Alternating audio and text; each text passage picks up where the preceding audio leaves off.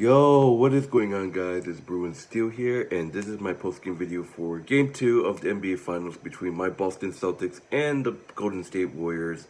And, well, guys, you kind of expected that this would happen. The Boston Celtics lose 107-88, and we get absolutely spanked. What a horrible performance. I think it was that third quarter and the fourth quarter as well, but overall, it's just a horrible performance by the Boston Celtics in the third quarter. I mean, the first two quarters were pretty close. I mean, it was a tight game until the third quarter. I mean, it's like that game one against the Heat all over again, playing really bad in the third quarter. And, now people are scratching their heads. Like, was game one just a fluke win for the Boston Celtics?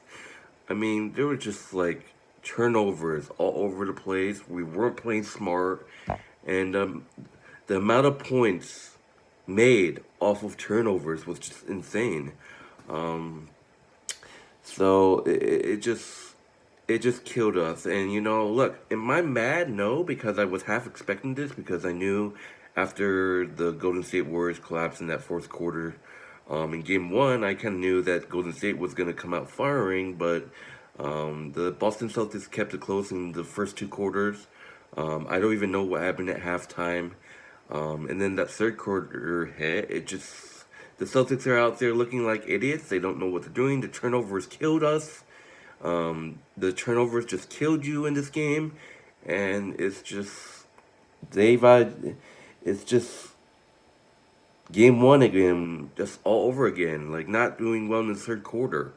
Um, but, people are saying, Jason Tatum had a horrible game. Al Horford had a horrible game. I mean, looking at these guys, Marcus Smart, Robert Williams III, and Al Horford, they all only had 2 points in this game. Pretty much, Jason Tatum had 28 points. Looking at the stats, Jason Tatum, 28 points. He was 34 minutes on the floor. He was 8 and 19 in field goals. He was 6 and 9 in three-pointers.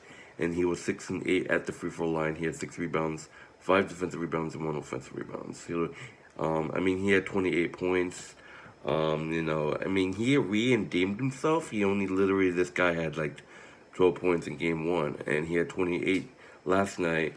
Al Horford did not play the best game. 28 minutes, 1 out of 4 field goals. He was 0-0 3-pointers. He did not go to the free throw line. He was 2 points. And then Robert Williams III, he was 14 minutes on the floor, and he was 1-1 field goals.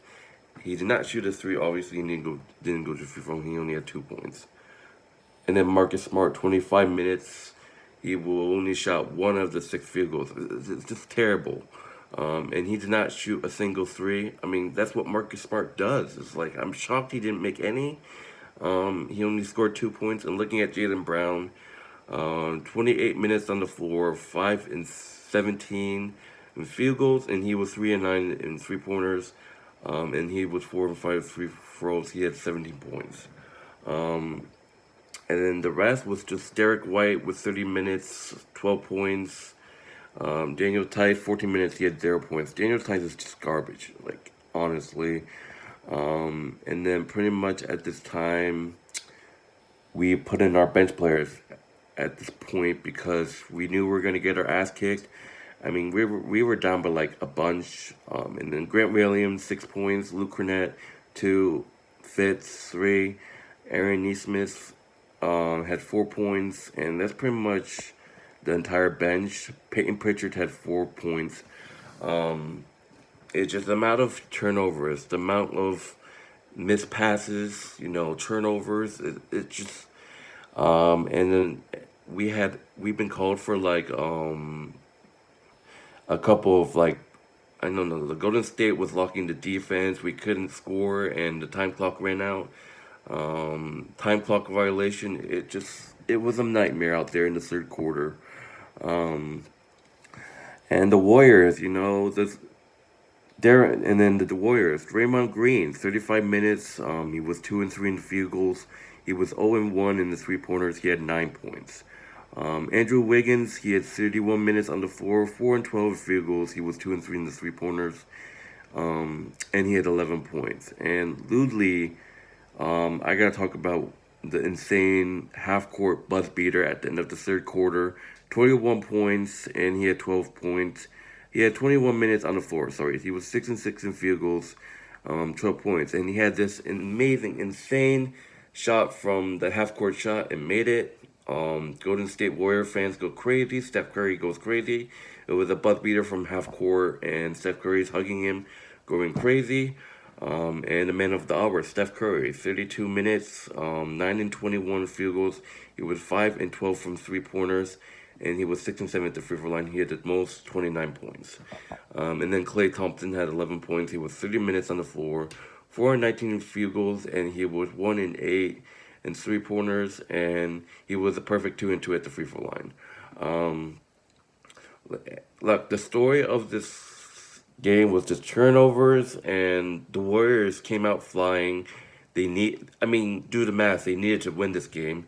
I mean, I'm not that mad that we lost this game, but the performance in the third quarter was just unbelievable. Um, I was expecting us to lose this game. I was like, okay, they probably was gonna come out flying in this game, and that's what they did. Um, there was just one questionable call that I want to talk about is Derek White. I think it was like Derek White, or I forgot who was the guy. I think it was Looney or Draymond Green. He kind of fell over, and then Derek White kind of jumped over him, and then the referees called a technical or something, and they might be like looking, oh, is this a technical foul? But I believe they called just a foul, and then it was Celtics ball.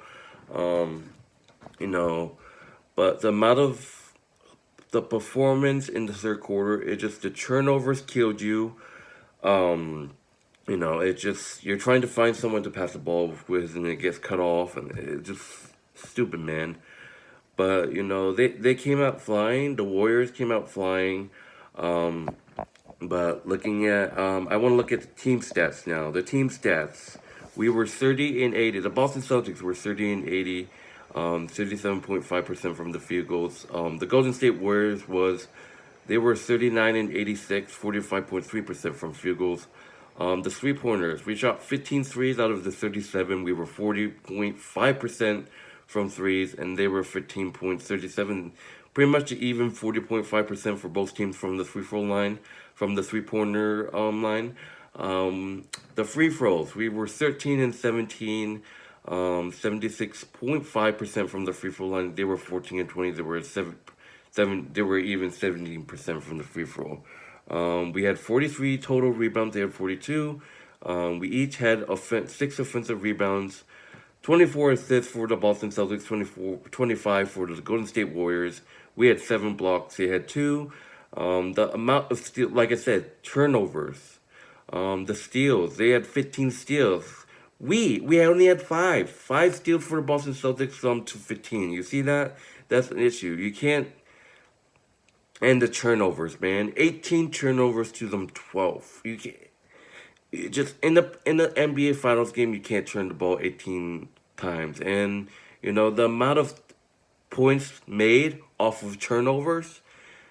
I wish I can show you, but the last time I saw it was 18 turnover. Last time saw was like 10 turnovers, 33 points made by the Golden State Warriors off of turnover. It just that's what killed you. And then the points in the paint, they killed you. The Golden State Warriors killed you in the points in the paint. Something that the Celtics have struggled throughout. I mean, the series of this playoffs, points in the paint. They scored 40 points in the paint. The Boston Celtics only scored 24. You look at that, it's an issue. Um, you know, the Golden State Warriors, they'd be driving into the basket, and the defense didn't know what they're doing. In the personal fouls is 18 personal fouls and 17. Marcus Smart or Grant Williams was in foul trouble, but it just um, but like I said, that call on Derek White or whatever, Draymond Green fell down. I don't even know if it was Draymond Green, but he fell down, and then Derek White kind of jumped over, and then kind of somewhat tripped. But yeah, it's a little scratching your head. But it just, look, I'm mad and all, but I'm not that mad because I was expecting this. You kind of knew after that fourth quarter collapse in games one, you knew the Warriors were coming out flying. Um, and I give them credit. They came out playing. They pretty much showed out. I mean, it'd been nice to have the Boston Celtics steal this one, but it's the Warriors. But the series is tied at one, and game three is in Boston. I believe Tuesday night, or yeah, Tuesday night in Boston. And that's huge. If we stole one in Golden State, which is huge, and you have the opportunity, and I say you have the opportunity to defend your home court and win game three and four. If you win game three and four in Boston, you're up what 3-2 to 1 in the series, and you just need one more win in the series to win the championship. But knowing this performance can't happen, the turnovers can't happen, points in the paint, gotta do better in game three, and that's what it's all about. Talking about what you need to do better in the next game moving forward, and Celtic fans are, they're saying, oh, this series is over. It's just two games. We still got a long way to go, man. And we can make adjustments at home in game three and four. Obviously, I do want us to win game three and four in Boston, but it's gonna be a lot of work because it's the Warriors. They got playoff history. They got playoff experience. They got NBA Finals experience. Um, but we just have to play well all four quarters. That's just Al Horford needs to step up. He only had 2 points. Robert Williams the third. I need him to step up more. It's great to see Jalen Brown and Jason Tatum stepping him up, but I don't think is enough. But overall, a horrible performance in that third quarter. You kind of knew that this was to happen. The Golden State Warriors defeat my Boston Celtics 107-88 in a nightmare clash.